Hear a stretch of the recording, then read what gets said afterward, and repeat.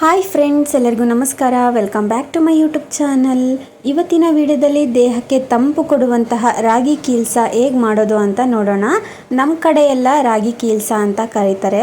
So ಕೆಲವು ಕಡೆ ರಾಗಿ ಹಾಲ್ಬಾಯಿ ಅಂತ ಕರೀತಾರೆ, ಹಾಗೆ ರಾಗಿ ಹಲ್ವಾ ಅಂತ ಕೂಡ ಕರೀತಾರೆ. ಸೊ ಬನ್ನಿ ಹೇಗೆ ಮಾಡೋದು ಅಂತ ನೋಡೋಣ.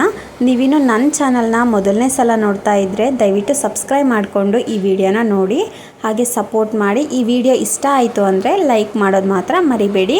ಮೊದಲನೇದಾಗಿ ರಾಗಿ ಕೀಲ್ಸ ಮಾಡೋದಕ್ಕೆ ನಾವು ರಾಗಿಯನ್ನು ನೆನೆಸ್ಕೊಳ್ಬೇಕು. ಸೊ ರಾಗಿ ಜೊತೆಗೆ ನಾವು ಅಕ್ಕಿ ಮತ್ತು ಗೋಧಿಯನ್ನು ಕೂಡ ಹಾಕ್ಕೊಂಡಿದ್ದೀವಿ. ಸೊ ಎಷ್ಟೆಷ್ಟು ತೊಗೊಂಡಿದ್ದೀನಿ ಅಂತ ಹೇಳ್ತೀನಿ. 3/4 ಸೇರಷ್ಟು ರಾಗಿ, ಹಾಗೆ 200 ಗ್ರಾಮಷ್ಟು ಗೋಧಿ, 200 ಗ್ರಾಮಷ್ಟು ಅಕ್ಕಿಯನ್ನು ಹಾಕ್ಕೊಂಡಿದ್ದೀವಿ. ಸೊ ನಾವು ಇದನ್ನು ಬೆಳಗ್ಗೆ ಟೈಮು ನೆನೆಸಿ ಇಡಬೇಕು. ಈಗ ರಾಗಿ, ಅಕ್ಕಿ, ಗೋಧಿನ ನೀಟಾಗಿ ಒಂದು 4 ಸಲ ಚೆನ್ನಾಗಿ ತೊಳೆದ್ಬಿಟ್ಟು ಅದಾದ ನಂತರ ನೀರು ಹಾಕ್ಬಿಟ್ಟು ಬೆಳಗ್ಗೆಯಿಂದ ರಾತ್ರಿವರೆಗೂ ನೆನೆಯೋದಕ್ಕೆ ಬಿಡಬೇಕು. ಸೊ ನೋಡಿ, ನಾವು ಬೆಳಗ್ಗೆಯಿಂದ ರಾತ್ರಿವರೆಗೂ ನೆನೆಯೋದಕ್ಕೆ ಬಿಟ್ಟಿದ್ವಿ. ಸೊ ಎಷ್ಟು ಚೆನ್ನಾಗಿ ನೆಂದ್ಕೊಂಡಿದೆ ಅಂತ. ಸೊ ಈ ರಾಗಿ ಕೀಲ್ಸನ ನಾವು ರಾತ್ರಿ ಟೈಮೇ ಮಾಡಿ ಬೆಳಗ್ಗೆ ಟೈಮು ತಿನ್ನಬೇಕು, ಆವಾಗ ತುಂಬಾ ಚೆನ್ನಾಗಿರುತ್ತೆ. ಸೊ ನೋಡಿ, ಈಗ ನಾವು ರುಬ್ಕೊಳ್ಬೇಕು ಈ ನೆನೆಸ್ಕೊಂಡಿರುವಂತಹ ರಾಗಿಯನ್ನು. ಈಗ ಮಿಕ್ಸಿ ಜಾರಿಗೆ ನಾವು ನೆನೆಸಿಟ್ಕೊಂಡಿರೋ ರಾಗಿ, ಗೋಧಿ, ಅಕ್ಕಿನ ಹಾಕ್ಬಿಟ್ಟು ಸ್ವಲ್ಪ ನೀರನ್ನ ಸೇರಿಸ್ಕೊಂಡು ರಾಗಿ ಹಾಲನ್ನ ಮಾಡಿಕೊಂಡು ಒಂದು ಪಾತ್ರೆಗೆ ಹಾಕ್ಕೊಳ್ಬೇಕು. ಸೊ ನೋಡಿ, ಇದೇ ಥರ ಎಲ್ಲನೂ ರುಬ್ಕೊಳ್ಬೇಕಾಗುತ್ತೆ. ಈ ರೀತಿ ಎಲ್ಲ ರುಬ್ಕೊಂಡು ಒಂದು ಪಾತ್ರೆಗೆ ಹಾಕಿಟ್ಕೊಂಡು, ಸೊ ನೋಡಿ ಈ ರೀತಿ ಎಲ್ಲ ರುಬ್ಕೊಂಡಿದ್ದೀವಿ. ಈಗ ರಾಗಿ ಹಾಲನ್ನ ಶೋಧಿಸ್ಕೊಳ್ಳೋದಕ್ಕೆ ಒಂದು ಪಾತ್ರೆಗೆ ಕಾಟನ್ ಬಟ್ಟೆನ ಕಟ್ಬಿಟ್ಟು ಈಗ ನಾವು ರುಬ್ಬಿಟ್ಕೊಂಡಿರುವಂತಹ ರಾಗಿದು ಮಿಶ್ರಣ ಏನಿದೆ ಅದನ್ನು ಈ ಬಟ್ಟೆ ಮೇಲೆ ಹಾಕ್ಬಿಟ್ಟು ರಾಗಿ ಹಾಲನ್ನ ಶೋಧಿಸ್ಕೊಳ್ಬೇಕು. ಸೊ ಈ ರೀತಿ ಮಾಡ್ಕೊಳ್ಳೋದ್ರಿಂದ ನೀಟಾಗಿ ನಮಗೆ ರಾಗಿ ಹಾಲು ಬರುತ್ತೆ. ನೋಡಿ, ರಾಗಿ ಹಾಲನ್ನು ಶೋಧಿಸ್ಕೊಂಡಾದ್ಮೇಲೆ ಈ ರೀತಿ ನಮಗೆ ರಾಗಿದು ಎಲ್ಲ ಬರುತ್ತೆ. ಸೊ ಅದನ್ನು ಎಲ್ಲ ಸಪ್ರೇಟ್ ಮಾಡಿಕೊಂಡು ನಾವು ರಾಗಿ ಹಾಲನ್ನು ಶೋಧಿಸ್ಕೊಳ್ಬೇಕು. ಸೊ ಈ ಥರ ಮಾಡೋದ್ರಿಂದ ನಾವು ಸುಲಭವಾಗಿ ರಾಗಿ ಹಾಲನ್ನು ಶೋಧಿಸ್ಕೊಳ್ಬೋದು. ಸೊ ನೋಡಿ, ಈ ರಾಗಿ ಹಾಲನ್ನು ಶೋಧಿಸ್ಕೊಂಡ್ರೆ ನಾವು ಬೇಗನೆ ರಾಗಿ ಕೀಲ್ಸನ್ನು ಮಾಡ್ಕೊಳ್ಬೋದು. ಸೊ ನೋಡಿ, ನಾನು ಎಲ್ಲ ರಾಗಿ ಹಾಲನ್ನು ಶೋಧಿಸ್ಕೊಂಡಿದ್ದೀನಿ. ಸೊ ಒಂದು ದೊಡ್ಡ ಪಾತ್ರೆ ತುಂಬ ರಾಗಿ ಹಾಲು ಬಂದಿದೆ. ಸೊ ಈ ಹಾಲಲ್ಲಿ ನಾವು ರಾಗಿ ಕೀಲ್ಸನ ಹೇಗೆ ಮಾಡೋದು ಅಂತ ನೋಡೋಣ. ಫಸ್ಟು ರಾಗಿ ಕೀಲ್ಸ ಮಾಡೋದಕ್ಕೆ ಬೆಲ್ಲನ ಪಾಕ ಮಾಡ್ಕೊಳ್ಬೇಕು. ಒಂದು 10 ಅಚ್ಚು ಬೆಲ್ಲನ ನೀರಲ್ಲಿ ಹಾಕ್ಬಿಟ್ಟು ಬೆಲ್ಲನ ಕರಗೋದಕ್ಕೆ ಬಿಟ್ಟಿದ್ದಾರೆ. ಸೊ ನಾನು ಬರೋಷ್ಟರೊಳಗೆ ನಮ್ಮ ಅಜ್ಜಿ ಆಗಲೇ ಬೆಲ್ಲದ ಪಾಕ ಮಾಡೋದಕ್ಕೆ ಇಟ್ಟಿದ್ರು. ಸೊ ಹಾಗಾಗಿ ಅದು ವಿಡಿಯೋ ಸ್ಕಿಪ್ ಆಯಿತು. ನೋಡಿ, ಈ ರೀತಿ ಬೆಲ್ಲದ ಪಾಕ ಆದಮೇಲೆ ನಾವು ಈ ಪಾಕನ ಶೋಧಿಸ್ಕೊಳ್ಬೇಕು. ಒಂದು ಪಾತ್ರೆಗೆ ಈ ಬೆಲ್ಲದ ಪಾಕನ ಶೋಧಿಸ್ಕೊಳ್ಬೇಕು. ಸೊ ಬೆಲ್ಲದಲ್ಲಿ ಏನಾದರೂ ಕಸ ಏನಾದರೂ ಇತ್ತು ಅಂತಂದರೆ ಈ ರೀತಿ ಶೋಧಿಸ್ಕೊಳ್ಳೋದ್ರಿಂದ ನಮಗೆ ನೀಟಾಗಿ ಬೆಲ್ಲದ ಪಾಕ ಸಿಗುತ್ತೆ. ಬೆಲ್ಲದ ಪಾಕ ಹಾಕ್ಕೊಂಡಿರೋ ಪಾತ್ರೆಗೆ ನಾವು ಮುಂಚೆನೇ ಶೋಧಿಸಿ ಇಟ್ಕೊಂಡಿರುವಂತಹ ರಾಗಿ ಹಾಲನ್ನು ಹಾಕ್ಕೊಳ್ಬೇಕು. ಸೊ ಇದನ್ನು ಹಾಕಿಬಿಟ್ಟು ನಾವು ರಾಗಿ ಕೀಲ್ಸ ಮಾಡೋದಕ್ಕೆ ಇಡಬೇಕು. ಈಗ ಇದನ್ನು ಬೇಯಿಸ್ಕೊಳ್ಳೋದಕ್ಕೂ ಮುಂಚೆ ನಾವು ಪ್ಲೇಟ್ಸಿಗೆಲ್ಲ ಫಸ್ಟು ಎಣ್ಣೆ ಅಥವಾ ತುಪ್ಪನ ಸವರ್ಬಿಟ್ಟು ಸ್ವಲ್ಪ ಗಸಗಸೆ, ಕೊಬ್ಬರಿ ತುರಿನ ಹಾಕಿಬಿಟ್ಟು ಇಟ್ಕೊಳ್ಬೇಕು. ಸೊ ಈ ಕೀಲ್ಸ ರೆಡಿಯಾದ ತಕ್ಷಣವೇ ನಾವು ಈ ಪ್ಲೇಟ್ಗೆ ಹಾಕಬೇಕಾಗುತ್ತೆ, ಬಿಸಿ ಇರುವಾಗಲೇ.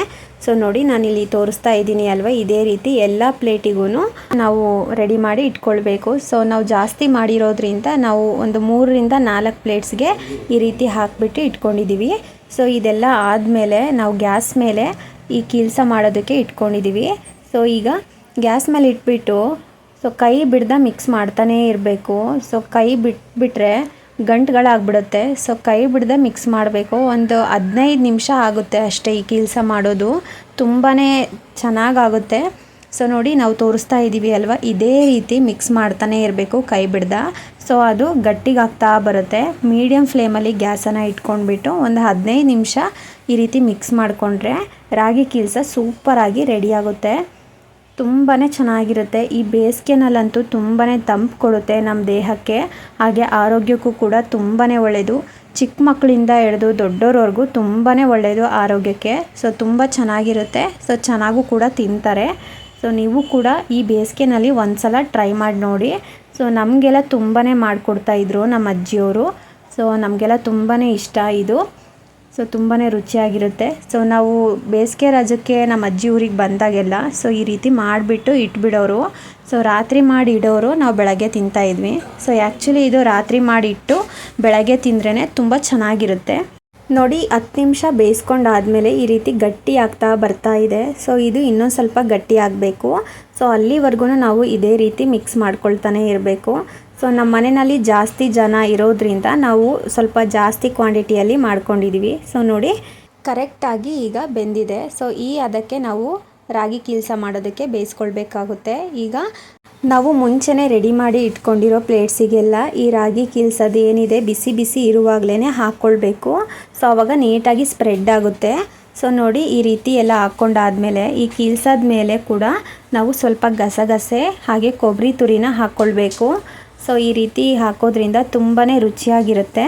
ನೋಡಿ ಈ ರೀತಿ ಎಲ್ಲ ಪ್ಲೇಟ್ಸಿಗೂ ಹಾಕಿಬಿಟ್ಟು ನಾವು ಹಾಗೆ ಬಿಡಬೇಕು. ಸ್ವಲ್ಪ ತಣ್ಣಗಾದ ನಂತರ ಒಂದು ಅರ್ಧ ಗಂಟೆ ಬಿಟ್ಬಿಟ್ಟು ತಣ್ಣಗಾಗೋದಕ್ಕೆ. ಅದಾದ ನಂತರ ಫ್ರಿಜ್ ಇದ್ದರೆ ಫ್ರಿಜ್ಜಲ್ಲಿ ಇಟ್ಕೊಳ್ಬೋದು ಬೆಳಗ್ಗೆವರೆಗೂ.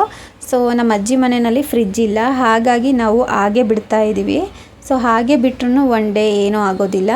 ಸೊ ತುಂಬ ಚೆನ್ನಾಗಿರುತ್ತೆ. ಸೊ ನೋಡಿ ಎಲ್ಲ ಪ್ಲೇಟ್ಸಿಗೂ ರೆಡಿ ಮಾಡಿ ಇಟ್ಕೊಂಡಿದ್ದೀವಿ. ಇದು ಫುಲ್ ನೈಟ್ ಹಾಗೆ ಬಿಡ್ತಾ ಇದ್ದೀವಿ.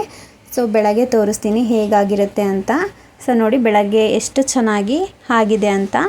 ನಿಮಗೆ ಯಾವ ಶೇಪಲ್ಲಿ ಬೇಕೋ ಆ ಶೇಪಲ್ಲಿ ಕಟ್ ಮಾಡ್ಕೊಳ್ಬೋದು ಈ ರಾಗಿ ಕೀಲ್ಸನ. ಸೊ ನಾವು ನಾರ್ಮಲಾಗಿ ಸ್ಕ್ವಯರ್ ಶೇಪಲ್ಲಿ ಕಟ್ ಮಾಡ್ಕೊಂಡಿದ್ದೀವಿ. ಸೊ ನೋಡ್ತಿದ್ದೀರ ಅಲ್ವಾ ಎಷ್ಟು ಸಖತ್ತಾಗಿ ರಾಗಿ ಕೀಲ್ಸ ಆಗಿದೆ ಅಂತ.